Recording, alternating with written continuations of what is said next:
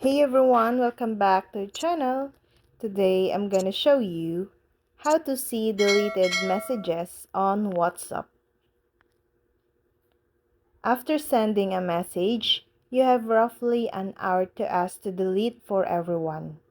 You can ask for messages to be deleted for all recipients or only for yourself. However, if you deleted WhatsApp messages by mistake, there are 4 ways to see the deleted messages on your Android phone.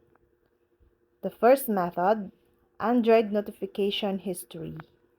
You can view all deleted WhatsApp messages on any Android smartphones running the Android 11 operating system or above without installing a third-party applications.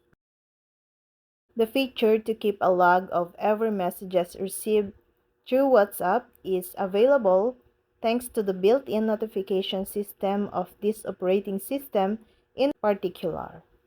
This log is still present even if another user deletes a message. So, you can still find the original message in your notification log. To set up the notification history option on your Android, first go to Settings and then tap Notifications. Scroll down and tap on Advanced Settings. Now, locate and choose the Notification History option, and then enable Notification History by turning it on. Once the previous stage have been completed, this page will display all upcoming notifications. You should be able to view all original messages received on your WhatsApp after taking these steps, even if the sender of those messages deleted them. Remember where you can find this section of your settings since you'll need to return there to view deleted messages.